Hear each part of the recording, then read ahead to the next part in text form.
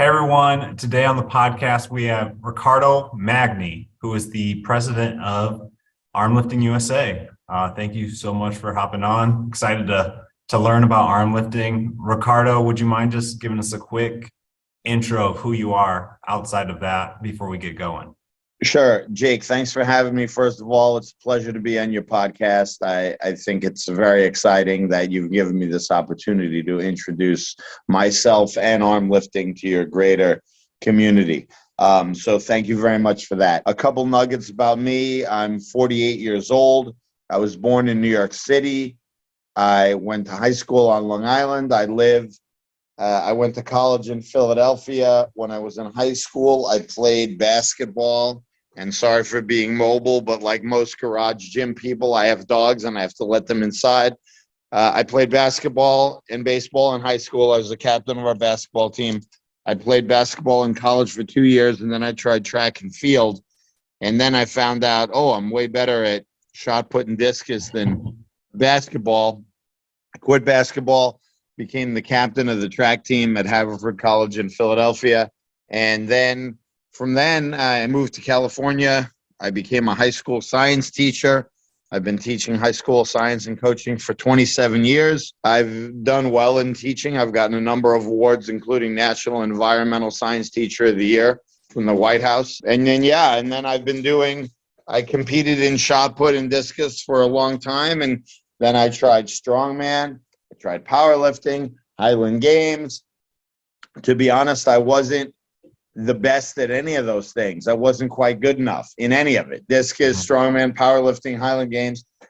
And then in 2014, Ode Haugen said, hey, because I knew Ode, he said, hey, why don't you try this arm lifting thing? Why don't we have a competition in Los Angeles at the LA Fit Expo? And then 2015, LA, I trained at his house. He lived 2 hours away from me, still does.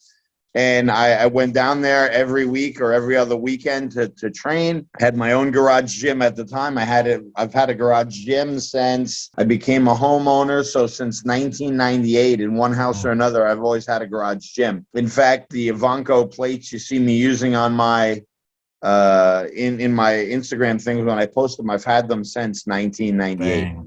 Had them for a long time, and they still look brand new. But yeah, I tried the contest at the LA Fit Expo, and it wasn't formal or anything. It was just called the grip contest. It wasn't even called arm lifting yet. And I actually beat a young Martins Lisis. We both got third place. I beat him on body weight. He weighed a slim 278, and I weighed 271. Oh, wow. And I beat him on body weight. That's the first and only time that'll ever happen. But that was it, and then I was hooked, and then I was like, all right, I got to start doing this. Fast forward to 2017, Ode and I and another guy who's very strong named Clay Edgen, we went to Russia to be the first Team USA to compete in the World Armlifting Championships. We got third as a team, just the three of us. Russia got first, Ukraine got second. And then on the way home from that trip, we were like, we've got to bring this back to the United States. And in a month and a half, Armlifting USA was formed on January 1st, 2018. Cool. So there you go. That's the short version of the whole thing. Yeah, I'm sure there are quite a bit of pieces, but I'm going to take a guess and just say that a fair amount of people who are listening have heard of arm lifting, but they probably don't know specifically what it is. Could you just give me a quick rundown, or doesn't have to be quick, a rundown of what arm lifting is? Absolutely, Jake. So here's what arm lifting it is. It's basically a number of different deadlifts, but they all focus on grip strength. And we have three typical ones that are our core. And it's a one-handed deadlift like people have heard of maybe a rolling thunder, or from Juji Mufu, the rolling grip thing, or maybe a country crush raptor handle. It's a spinning one-handed deadlift where the weights are stacked beneath you on a loading pin. And it's simple. Stand up with it, right? That's very simple. Who can stand up? And these rolling handles for lifters, and I've seen many lifters who are big, strong men and women try these things, and they humble a lot of people who haven't practiced. And then there's the classic double overhand axle deadlift. That's my personal, one of my personal favorites. And it's pretty simple. Sumo or conventional, bend down and with a double overhand grip. So your palms facing your body, you pick up the weight without hitching or rebending on the knees or any of that. Just pick it up. And eventually, a normal weight that you could pull easily on a deadlift bar becomes very, very hard, very, very fast. And then the oddest, most crazy for the regular viewer at home test of strength is the Saxon bar. It's named after Arthur Saxon, a ridiculously strong, old-time strongman from the early 1900s. It's a 3-inch by 4-inch metal rectangular bar, and you have to deadlift it by pinching it together. And it's way hard. We make it the last event, and it usually separates who's on the podium and who's not. If you haven't practiced that one, if you haven't done your homework, it will not go well for you. Got it. And what's the strongest, the best in the world? Like, what's somebody lifting for that?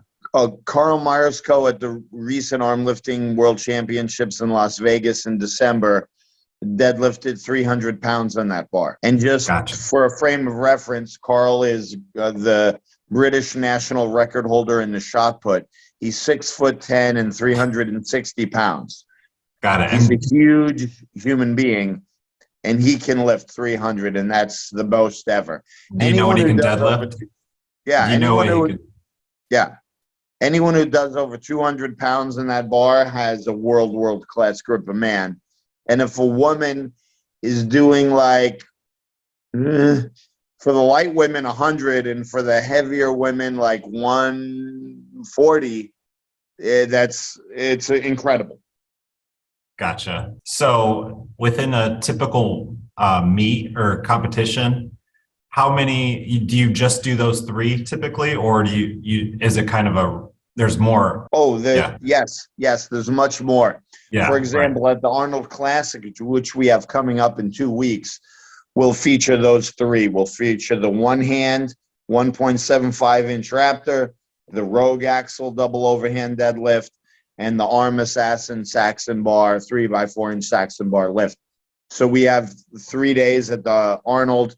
It's very exciting with the pro women and men in different weight categories. And then we have on Sunday an open contest where we let any of our members, and they sign up and compete. And the winners of that, in the men, the top 3, and the women, the top 2, will get to go to the pro contest next year.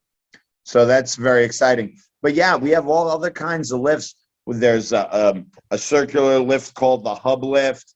There's a vertical lift, like with either the Rogue Anvil or Rogue Grandfather Clock. There are many. Sometimes there are grip medleys at the contest where they have an assortment of objects for you to pick up via time. There's all kinds. The best way to get the strongest test of strength is definitely to have one rolling, one deadlift, and then the rectangular one. That you pretty much find out who the strongest is with those lifts. But there are certainly specialists among the other lifts that are truly outstanding that can hang with anyone. Cool. So, we just have to see who the sponsors are and who is what events attract the biggest crowd at the biggest events. Cool. That makes sense. What about kind of the history of arm lifting? When you mentioned, I think you said 2014, you got into it. You said it was a different name, but when did it kind of start? And I'd be curious to just hear a rough evolution of it over time.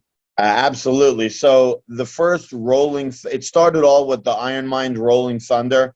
It started with that Oudhaugen. For those of you who don't know, the vice grip Viking, the the guy's just ridiculous. He's 73 years old. He's still stronger than almost everyone, including me, on the main arm lifting lifts. He's insane. He was the world's strongest man 3 times in his 50s. Great guy, great entrepreneur, a mentor in this whole thing. And we founded Armlifting USA together. And this year in December, he went into a semi-retirement of not running the league anymore and just beating the other people in the league, essentially, in his retirement. But yeah, it was a fantastic thing. He started it in 2000. He lived in Hawaii at the time. He hosted a very big international strongman contest called Beauty and the Beast. And they had the Rolling Thunder. He had it at night in he had a kickoff dinner, like luau type thing in a bar. And he had the Rolling Thunder there. And he like a typical old fashioned, he just said, "Hey, can anyone beat me at this?" And they had all the strongmen try it. And that was the start of it. And then it evolved, and he started hosting various challenges in his strongman contests. He would make it an event, either the double overhand axle deadlift, the Rolling Thunder.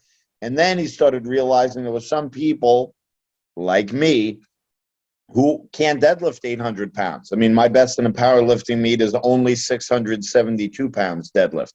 So I'm not a world-class strongman by any means. I can't do 1,000-pound super yoke. I've only done 800, right? So I can't do those things, but my hands are good.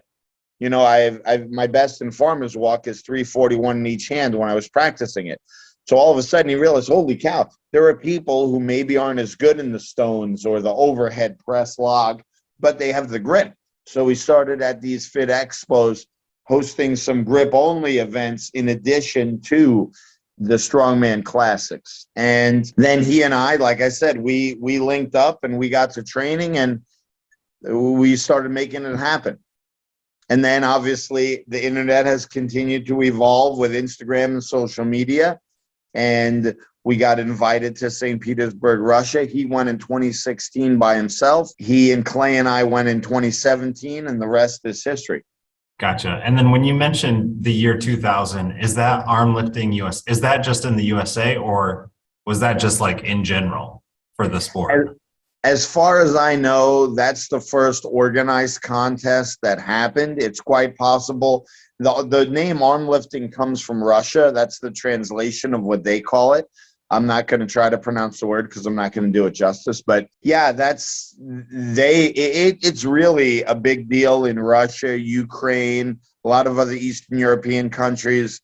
You know, before the Russia-Ukraine war and the pandemic, I have been invited to go to all kinds of Eastern Bloc countries to compete.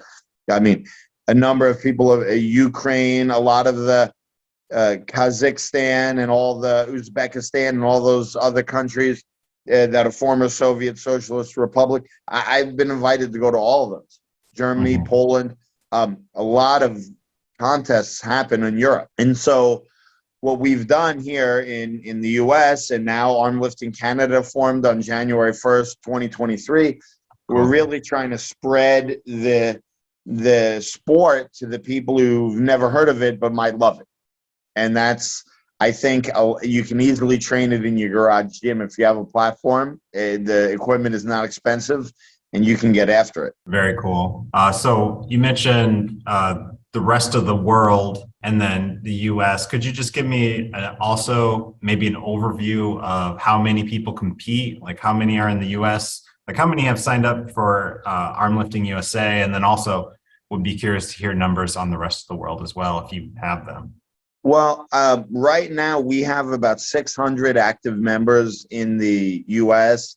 We have 85 people signed up to compete in the Arnold Classic over the 3 days, which is an excellent number. Last year we had 66 compete. We have 85 registered. And of course, unfortunately, a couple people will wind up dropping due to injury or something, or unforeseen COVID or something else. But we have 85 signups, which is great. Yeah. Super excited. We're going to be on a raised stage, the Schwarzenegger stage, right there in Columbus. It's going to be a very exciting location because we had such good audience participation last year. We had 5,000 people watching it. It was great. But around the world, I would say, all the Eastern Bloc countries, it's very, very popular. And Russia has like 7 or 8 arm lifting leagues as it is. I would say easily 10,000. It could be 25,000 in the other countries. I really don't have access, Jake, to their federations listings or stuff. But if you search the hashtag Armlifting USA on Armlifting on Instagram, you will find many, many posts. And it's not just men, it's women, it's masters lifters. It has a worldwide appeal to a lot of people because the weights aren't so intense that they break your body down. Yeah, that makes sense. Yeah. Why do you think it's a little bit more popular in like Eastern Europe versus US? Is it just because it was adopted earlier? Yes, I do. I think it's because it was adopted earlier. I think, a lot of those areas in Eastern Europe are really cold and people need something to do. And the fitness is the popular thing. It used to be Olympic weightlifting in the 70s and 80s was the number one, right? Then powerlifting became popular. And this is a subsect of powerlifting. We're lifting for max weight, but just in some different disciplines. But it's all based on a deadlift. Mm-hmm. And a lot of people learn to deadlift and powerlift and Olympic lift at a young age in Europe versus maybe weights aren't a part of the U.S. physical education program maybe as much as they should be, right?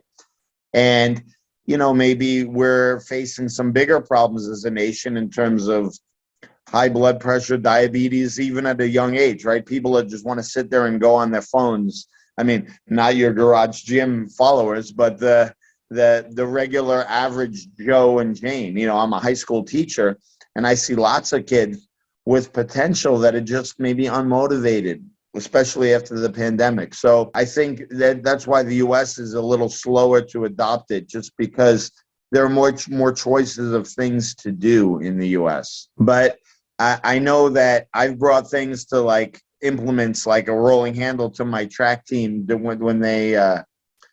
when we're doing weightlifting, and then it immediately turns into a contest on who can lift the most things, right? They'd never seen it before, but they want to try it. And that's the thing. I think it's the greatest sport that no one's heard about, because as soon as you try it and you get competitive with your training group, well, all of a sudden now it's on, right? And you're going to have little bragging rights in your training group, and that makes things fun. Yeah. So would you say you're full on training for arm lifting? Oh, absolutely. Yeah. And I have been I stopped all the powerlifting and other things, throwing and everything else. The LA Fit Expo contest when I beat Martins was pivotal for me because Gotcha. I knew, okay, this is it. I'm getting older. In 2015, I was 41. So I was like, all right, let's put all our eggs in this basket here. Mm-hmm. And let me take a leadership role and help Ode make it happen. I had been a volunteer for him at many of his Super Series meets in the early 2000s. I mean, I've met Mariusz Pudzianowski, Yoko Ahola, Jesse Morundi, Yanni Virtanen, a lot of people you see from the 90s and early 2000s on World's Strongest Man. I've met them all. And now I have a chance to compete with those same people in the grip-related thing. And it was very exciting for me. Yeah, that's super cool. What about a typical week or month of training? What does that look like for you? Well, I think for me, it looks a little different because I specify in this and I'm very serious about it. So I work out every morning, first thing in the morning. And so the other thing you guys need to be aware of is I've personally had a couple of health problems in the last, in 2020 wasn't the best for me. So I had a heart attack on January 1st, 2020, and open heart surgery at a 5-artery bypass. And so that was a big deal. I mean, my chest was opened up. Yeah. They replumbed it. They took an artery out of my arm and a vein out of my leg to get all new plumbing. So Then July 12th of the same year, I had a stroke. I was totally paralyzed. Wow. The right side of my body was totally paralyzed. I was in the hospital for 5 days, and then I went to a 8-day sleepover rehab camp. And then 14 months later, I won the Mr. Olympia arm lifting contest in Orlando. Wow. So Wow. I've made a delightful comeback. I only missed 5 days of school with the 2 events. Wow. So I'm not messing around with this. So I made some life changes. I know this is maybe sound terrible to some of your viewers, but I lived in a highly stressful environment. I got divorced, and that was a big change for me. The whole weight was lifted off my back, and my relationship simply wasn't working anymore. It hadn't been working for 10 to 12 years. And as my doctors advised me to get divorced, they told me, look, there's not going to be a third chance. You've come back for 2 times now. There's not going to be a third one. You need to change. So I did. And I'm super happy. I got remarried to a beautiful wife. And then I feel great, and everything's great. You know, my kids, 2 of them, one's about to graduate college. One of them's still in college. The third one's about to go off to college next August. So I'm blessed that I have my health, happiness, my career, and now arm lifting. I have everything going on for me positively, but it has put a little bit of a roadblock on my progress because my right hand was totally paralyzed. I couldn't make a fist at first. I couldn't pick up a pencil and write my name. It's still kind of numb, but I have a feeling at the Arnold, you're going to see at the Olympia, I did well. Unfortunately, I got 4th. I missed the podium. It was very close. At the Arnold, I'm very optimistic that I'll bring my best game to the Arnold as well. But so my training's a little different. So that's a long-winded answer, and I haven't even answered the question yet. Right now, what I do is I do 3 arm lifting grip related sessions on Monday, Wednesday, Friday, specifically preparing myself for the Arnold. And then I do everyday cardio walking because you got to keep the heart in shape. Right. I take the dogs for a walk. Notice they're quiet, and that's because we went for a walk this morning prior to lifting. On the arm lifting days, I typically do 2 workouts. And then on the other days, I do 1 workout, and that's like the bodybuilding rehabs type stuff, all to help me pick up weights and keep healthy and fit and look good. I mean, I try to do it all. Makes sense. What about someone maybe who is just, I mean, you mentioned you do certain things like walking. Is there any differences? Would you say the typical, with your other typical competitors, they're doing kind of the 3 days a week arm lifting training, and then also like on other days, more general training as well? Oh yeah. I think everyone does a different thing. I know some guys who train, and women, they train just twice a week for arm lifting, and that's it. And they can certainly make gains like that. I know other lifters who do random grip days, and they focus on the squat, bench, and deadlift with a regular bar because they may still be competing in strongman or powerlifting. I know people that do everything. They try to compete in a little of this and a little of that. And I think everyone has to follow their own path, and they have to do what they like. And when they find out something they like, they tend to do it more. So I think there's many roads to lead to Rome in this case. There's many ways to get strong. The grip, it's not surprising that people who have come from not a high school science teacher, but like industrial jobs, they tend to be superstars right away because they use their hands every day at work. There's a guy in Virginia right now that works in a steel mill who's absolutely insane. And he does crazy things, and he does it after working 10 hours a day in the steel mill, right? I can't even believe if he had a regular job, but he might not be as good as if he had a regular job. So who knows? Everyone's background is different. Got it. I know you mentioned competitions at the Arnold. I know you also have like a super series going on. Can you explain to me and the listeners, just like, if you were to get into arm lifting, what are the type of like opportunities to compete? Yeah, the Super Series, it was my idea during the pandemic to create the Super Series because it you couldn't lift in gyms, right? You couldn't do it, and we wanted to get our members. Mentally, I had so many friends and colleagues and other people texting me, "Hey, what can I do? What can I do? I can't. We can't get together anymore." So the Super Series was kind of formed out of necessity, and it turned out to be a fantastic opportunity for so many people. So what it is it's 2 stages. We have June 3 events and August 3 events, and people can do it right in the garage if they want. And people can do it in commercial gyms. People can do it in their own gyms. People can do it anywhere they're allowed to lift and get together. We already have 7 venues as of this morning sanctioned. Last year, we had 29 venues. My goal for this year is 40 venues across the world. It's exciting because I think this year we're going to have a Norwegian venue. One of the competitors of the Arnold is going to get the stuff and host a venue in Norway.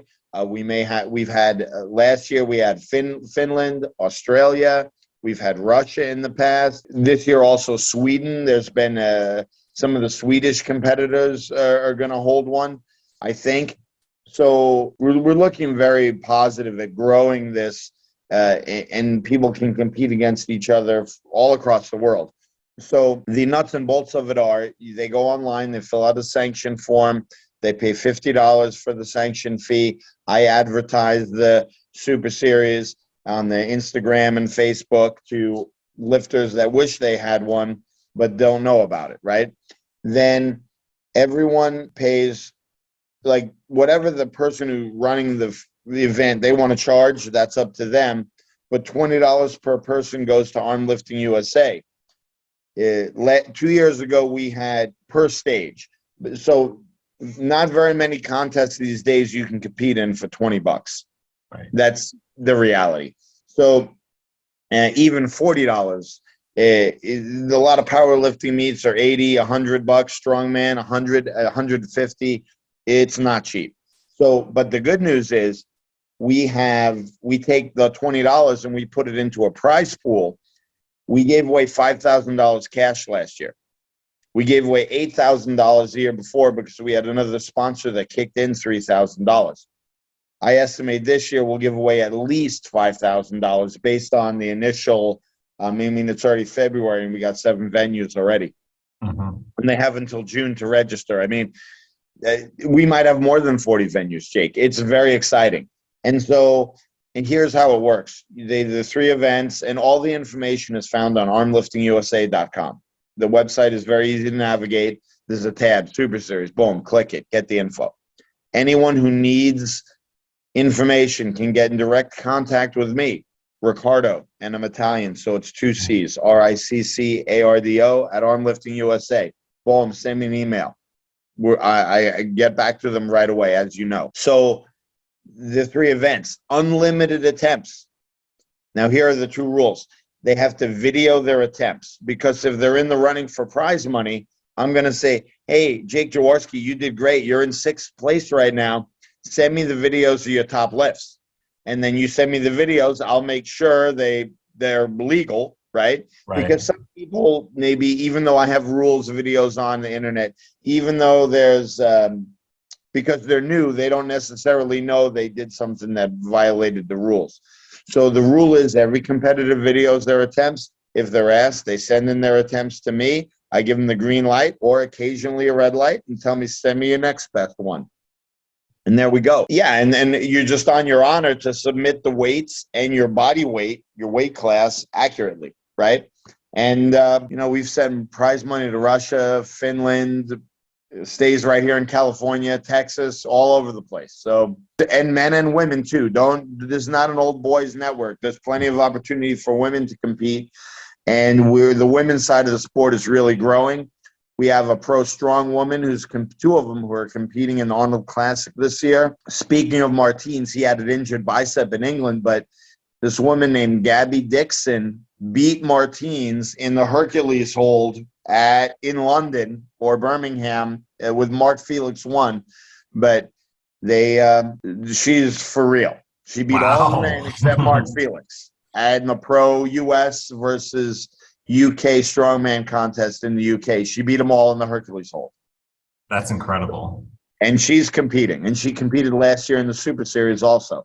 So we have, I'll be honest with you, Mark Felix and I are friends. I could not afford to pay for him to come to the U.S. to go to the Arnold. I just don't have the sponsorship there to pay for him. He wanted to come compete, but I couldn't afford his plane ticket and lodging. Otherwise, he'd be here competing with us too. So lots of people are interested in Armlifting USA and in competing. We just don't have the budget yet to fly Mark Felix around. If I did, he'd be here. Gotcha. Yeah. So the Super Series is a great way to try it. I just got off the phone yesterday with someone from Florida. He's going to sanction a meet in April. And if it goes well, he's going to do the Super Series both legs. So, and we have not had any meets in Florida for a few years. That would be a huge thing for Florida to be in the Super Series. So every day people call. There was a guy in Alabama that called me a month ago. He's probably going to do it. So we're starting to get the notoriety. We're starting to get the reach, the exposure. It's very exciting. Very cool. This is kind of a random question, but outside of like actually grip strength, is there anything else that is really important to be a good competitor, or is it really just what you can hold? No, the mental strength is key, because a lot of times you want to drop the thing, right? You want to put it, you want to put it down. It's hard. The training is hard because your hands are beat up, you're fatigued, your wrists are tired, it slips out, you can easily get frustrated. But you've got to have the mental strength to come back and trick yourself into thinking, hey, I'm going to pick that thing up right now, and I'm going to do it in front of all these people. All right, real quick, so you mentioned mental strength. What about form? Is form really important, or is that just kind of? It's critical, just like any lifting. If the bar, when the grip is hard, and if the bar drifts too far away from you, you're going to drop it. No one is strong enough to. It's like doing a bench press in close and you misgroove it, or a squat. You can't do it. No one can squat with the bar way out in front like that, right? Or the bench press over your eyes. It's impossible. So in arm lifting, the form, it's a little more of a nuance to it if you don't know, because it looks the same unless you know exactly what to look for. Foot positioning, hips, wrist positioning. Sometimes the best way to pick it up doesn't look like the strongest way. Like, I'll give you an example. I've hit some flaws right now with my sumo deadlift. So I'm lifting conventional now, and I've deadlifted 600 conventional. There's no problem with the conventional deadlift. And you'd think, okay, arm lifting, the axle, your sumo, it's going to be a wider stance. You're going to hold the bar less, and it's going to go a shorter range of motion, which is absolutely true. But for me, I miss my wrist position. It unfolds and I drop the bar, right? So if you have your wrist like this, you're under the bar, and then it unfolds, all of a sudden it comes out of your hand. The conventional, I'm able to have a closer, I'm able to keep the bar closer to my body without my wrists unfolding. And then all of a sudden, I'm beating what I was doing sumo. Gotcha. So sometimes it takes you got to watch the video and you got to analyze. And if you don't know, then you can find someone who does know. And the thing in the arm lifters, a lot of people are willing to help other people. They're willing to help people out. And like I said, different physiques may require different forms, just like in powerlifting or shot put. And not everyone lifts and throws the same way. So the form is a definite must. And my advice to a beginner would be go on the internet, find someone with a physique similar to yours, and try to mimic what they're doing. Because I can do the same thing my friend Carl, who's 6'10", 360 does. My body's not like that. I'm 6'3", 230. So I'm a different human altogether, right? I also can do what some of the lightweight, shorter people do who are excellent, because their physique is different. So everyone's got to play to their own strengths and try to improve their weaknesses at the same time. Gotcha. Yeah, makes sense. All right. What about who and why should more people like, first of all, what types of people should consider at least taking a shot at arm lifting? And then why do you think more people should in general? That's a great question. So who should take it? Anyone who is either A, frustrated with their current sport, B, tired of getting injured, or C, just wants to try something new in a fun, supportive way. Also, people who maybe you want to travel somewhere. Like I've been to Russia twice. I've been to Finland. This summer, I'm going to Calgary, Canada to compete in Armlifting Canada's initial meet they're having in Calgary during the Calgary Stampede. Like I told you earlier, I've been invited to compete in all these other worldwide venues that if I wasn't a high school teacher, I may have already taken advantage of, right? So the opportunity to travel, to see the world, to do something you love is definitely there. Someone who wants to push themselves, someone who wants to get in on a sport that is really growing. I imagine we'll have 10,000 members in the next 5 years. And that's no joke. Maybe more. It's really growing fast. I may come back if you invite me. I may come back on the podcast to announce I'm in negotiations for another very exciting opportunity right here in the U.S. that I think people will really like to get a chance to lift at. We're not there yet, but I'll let you know. But it's with a very famous person who loves grip. That's all I'm going to say. But I guarantee every single one of your viewers knows who the person is I'm talking about right now. Anyway, I think all those people could try it. I think people who are competitive can try it. I think people who are masters, like I said about the getting hurt, we've had so many people tell me, and I've experienced it myself, like I tore my bicep in strongman, and now I can do this sport, and it's fine. You can go to work on Monday competing in a contest on Saturday, and you're not crippled. Anyone can do all of those things. Why to try it? It's a different way to challenge yourself. And if you don't try it, you'll never know if you're good at it or if you like it. We have some people who compete they compete more for the camaraderie. They're never going to beat Carl or me necessarily, and I'm not the best by any means, but they're not going to beat those people, but they like the camaraderie of it.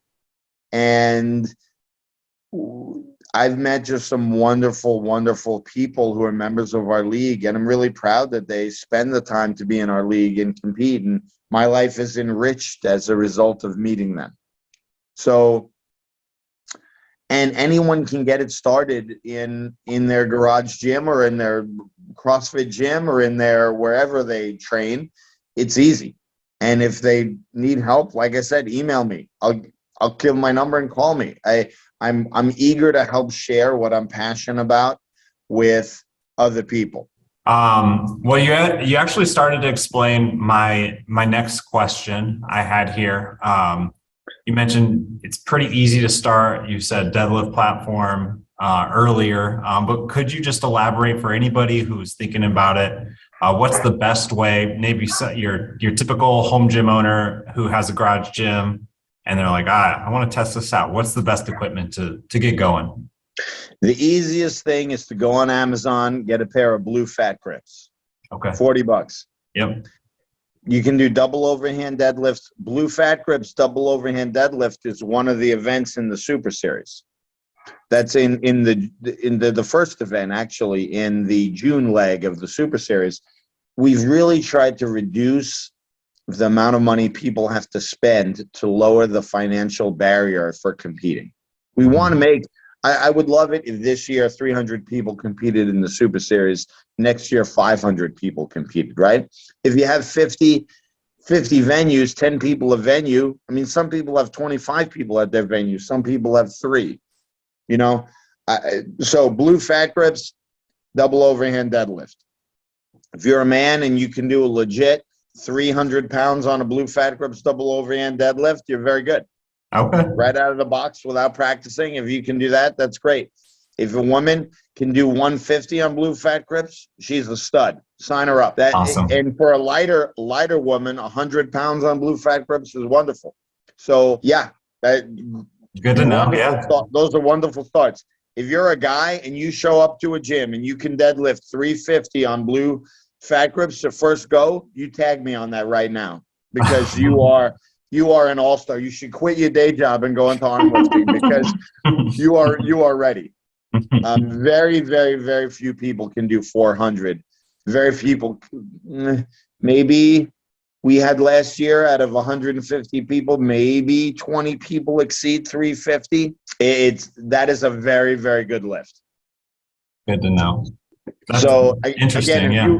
even if 275, roll in first time 275, you pick it up, you're good. That you got a grip.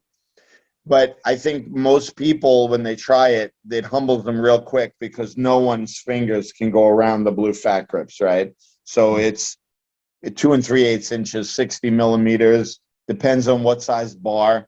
It's difficult. And then, even though it's difficult, you can also, if you don't have the rolling handle, you can also do one hand blue fat grips deadlifts, and you have to play with the stance to balance the bar, but do it with one hand. Okay, so a few different movements you can do. Cool. Oh, absolutely. You could do rows with the blue fat grips deadlifts. You could do a whole workout with blue fat grips, or black or orange, right? So then the variety. So you buy all three fat grips. You can make a lot of headway with just one day black fat grips, one day blue fat grips, one day orange fat grips. You could make a lot of headway in the grip world just by mastering those lifts. Awesome. Cool. And really, even if you wanted like for a free down and dirty program, if you only did those lifts, if one Monday black, Tuesday blue, Wednesday blue, Friday orange, if you did like a 6 rep max the first day, next week you did a 5 rep max for each one, right? So Monday, Wednesday, Friday, 3 rep max, and then you did singles. There's a month of grip training for free, and you will be much stronger after a month of just that. Working up to legit deadlifts, those things, 3 days a week, you'll be well on your way. Easy. Nice. Cool. Good to know. And then lastly, just, you mentioned, I can't remember if you said 5 or 10,000, but you said 5 or 10,000 people you hope to see in the sport of US arm lifting. Can you elaborate on what you'd like to see in the next 5 years? Yeah, I really think in 5 years we can get 10,000 people in Armlifting USA. Absolutely. I'm sure we will crest 1,000 members, and then it's simply a matter of, okay, you 1,000 people, bring a friend. Yeah. You bring a friend, and we'll have 10,000 before we know it. We're missing geographically some really key areas in the Super Series in hosting events. And that's what we need to build on in certain areas. Like California, we're good. We got a lot of venues in California, Washington State and Oregon, the whole left-hand side of the United States, the Pacific side, we're good. Center of the U.S., Indiana, Ohio, we've got venues. Southeast, barren. Once you get to Virginia, we're good. We got Virginia. We got a lot of activity in Virginia. 3 and 4 venues in Virginia alone. We're missing really the tri-state area of New York, New Jersey, and Connecticut. Not a lot cooking there. We have Boston. We have venues in Boston. The northern, Maine, Vermont, New Hampshire, Rhode Island, not much cooking there. We don't have, again, South Carolina, North Carolina, South Carolina, Georgia, Mississippi, Alabama, Louisiana, and Florida. Barren. Barren. As soon as we can get some people, we'll get a lot of people. Because I know, like in Alabama, big strongman community there. Very popular. All those people need to try the arm lifting, and they're going to like it. Texas, we've been up and down with meets. Some years we've had a lot of meets, some years not so many. The Southeast, like New Mexico, Colorado, Arizona, not so much. Again, we could do better there, especially a big city like Phoenix or Las Vegas. We can get people there. So I think we're missing some of those key key population centers. And when we get the bigger population centers, those hubs with people that want to throw meets, like the man I talked to yesterday from Edgewater, Florida, who's a fantastic dude. He's got a gym. He's ready to go. I gave him a shopping list. He's like, I'm going to order it tomorrow. So, but Florida has got, I think, 30 million people. We could have 10 venues in Florida, right? So, I mean, you get Miami, you get Tampa, you got Edgewater, which is on the Atlantic side, Orlando. I mean, we could have a bunch of venues. Jacksonville. So I just think the future is very bright. We just had a World Championships in Las Vegas. We had 50 lifters. We have, again, 85 lifters coming. We have 8 countries represented at the Arnold Classic. So the growth is coming. We have people coming from Australia, Russia, Finland, Sweden, Norway, England, Canada. I mean, it's very, very exciting. So, and they're all good. No one's coming that far away if they're bad. Yeah, right. Everyone's very talented. And passionate too, yeah. Very. Yeah. So all of those people, right, in theory, they could be leaders in their regions, and some of them already are leaders in their regions. So I really can see a day in 5 years when there's 100 venues in the Super Series. Already last year, I think there were 4 Canadian venues. This year, we've got two Canadian venues signed up, and I know for a fact there's going to be 2 more. And the arm liftings in Canada are very good. Canada won a lot of medals in Las Vegas at the World Championships this year. The men and women are excellent. Interesting. Yeah. Well, it's freezing cold. They have nothing to do but pick up heavy stuff all day. Right. I don't know. It makes sense, kind of. Scotland has that kind of history. But anyways, I think that's all I've got. Would you mind, just for anyone still listening, letting them know specifically where they can find you and learn more? Sure. So you can learn more about Armlifting USA. It's armliftingusa.com. You can go on Instagram or Facebook. Armlifting USA we have a Facebook page and an Instagram page. If you DM the Instagram page, it goes to me. I run everything. Or Facebook Messenger or email for me. It's Riccardo, RICCARDO @armliftingusa.com. My personal Instagram, Facebook is Riccardo Magni, and Instagram it's Riccardo Magni 1. So anyone can get a hold of me. I do train and coach people. My proteges won 4 medals at the World Championships. So it's kind of ironic. I got 4th. My people I coached did better than me, but it was a little difficult to run the World Championships and compete at the same time. So the Arnold is organized a little differently. I have a different version of myself I'm bringing to the Arnold. Awesome. But yeah. Well, yeah. Cool. Thank you very much, Jake, for the opportunity. I'm looking to contributing both with today and in the future to your podcast. I really appreciate it. Awesome. You got it. Well, thanks again for taking the time. We'll chat soon. Bye.